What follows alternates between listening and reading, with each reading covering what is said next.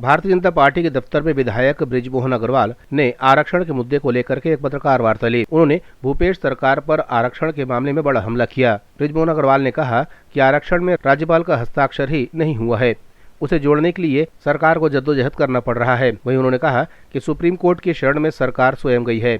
अनुसूचित जाति जनजाति को ठगने के लिए सरकार बदहाल हो गई है।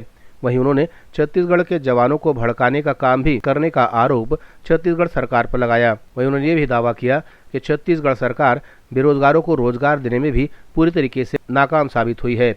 उन्होंने कहा कि आरक्षण को बचाए रखने के लिए छत्तीसगढ़ सरकार द्वारा पर्याप्त कदम नहीं उठाए गए और प्रदेश के आदिवासियों को ठगने का काम सरकार की ओर से किया गया। कौन से बड़े वकीलों को लाकर उन्होंने खड़ा किया, उनके व्यक्तिगत मामले होते हैं, सरकारी अधिकारियों के मामले होते हैं, तो 1-1 करोड़ रुपए सरकार के खजाने से फीस देकर और बड़े बड़े वकीलों को खड़ा करते हैं। भारतीय जनता पार्टी के शासनकाल में 2012 से लेकर 2018 तक अनुसूचित जनजाति को, आदिवासी समाज को 32% आरक्षण मिलता रहा। आज वो 20% क्यों हो गया? क्या भूपेश बघेल जी इसके ऊपर में श्वेत पत्र जारी करेंगे कि 4 सालों में आदिवासी समाज का 32% आरक्षण बचाए रखने के लिए उन्होंने क्या क्या प्रयास किए? हमारी जानकारी में तो यह है कि हाई कोर्ट में कई बार एडवोकेट जनरल तक खड़े नहीं हुए। हाई कोर्ट ने जानकारियां मांगी क्वांटिफाइड डाटा के माध्यम से, तो उसकी भी जानकारी हाई कोर्ट में प्रस्तुत नहीं की गई।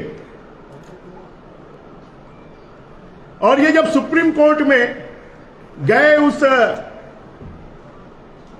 अधिसूचना को रद्द करने के आदेश के विरुद्ध, तो उन्होंने 58% आरक्षण के ऊपर में स्टे क्यों नहीं मांगा?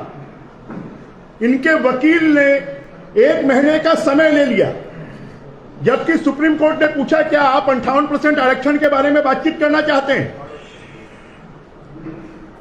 क्योंकि ये सरकार पूरी तरह कंगाल हो गई है, पूरी तरह बदहाल हो गई है, पूरी तरह दिवालिया हो गई है।